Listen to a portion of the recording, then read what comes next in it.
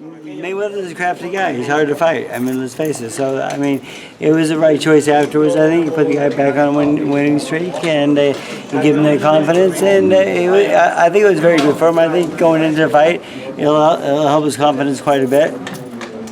I know you had addressed this at our earlier press conference, but when you were in Manny's corner against Cotto, and I know he was a different guy then. Yeah. But what was your analysis of him then, and did you ever think, well, you know, maybe if I was in charge, maybe I could do something different with him? Well, the thing is, I mean, back then he was kind of turned into a big puncher. He was always looking for the knockout, the one-punch knockout. And then when he came to box with me, and one of the things I told him was how he lost to Manny, of course, in my mind, and he accepted that pretty well.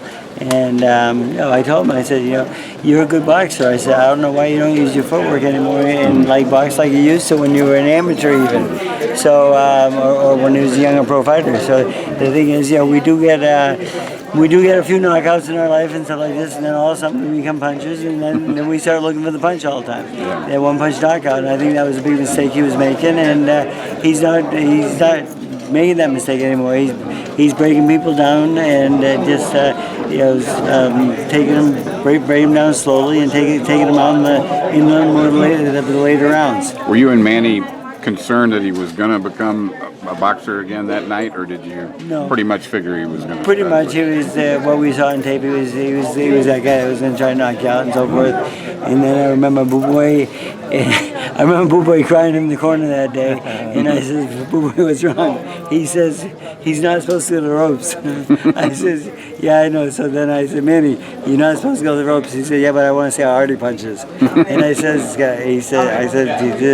does he hit hard? He says, yeah, but I can take his punch. Yeah. And then from that point on, the fight was ours. Right. There is a warrior mentality to Miguel, though, isn't there? I mean, how do you coach that out of him, or let him pick at spots with that? How do you deal with that? You know, pretty much is that we just brought back his foot movement and his speed, and the thing is, if Miguel does hurt you, I mean, he will finish you. I mean, he is a great finisher, and he still knows how to do that very well, and he's very strong also. And the thing is, he's in really good shape now. And one thing we did, I think, best for Miguel is that we put him in a weight class where he's comfortable at, and he's happy, because he has no trouble making weight before. And I mean, all you guys used to ask me, like, why doesn't that fucking guy smile or something like that? I mean, I even wonder sometimes, but the thing is, making weight is. It's hard work. I mean, when he was making 140, it was hard work, and he was miserable. And I remember when my father wouldn't even come near me when I was making weight because I was as bad as him. I mean, so when I moved up in weight class and put him in a higher weight class, and I took him off the road for a long time because I think at his age he didn't need that pounding every day, and we put him on some of the machines and softer type cardio workouts.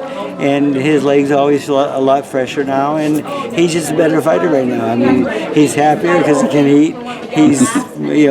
He's not going into the ring like with dead legs and so forth. Kept running the mountains every day and running the hills every day, which his last trainer liked him to do in the high altitude and so forth. So I think this is just why he's a better coach today, because we just went at it about it with a smarter way, actually.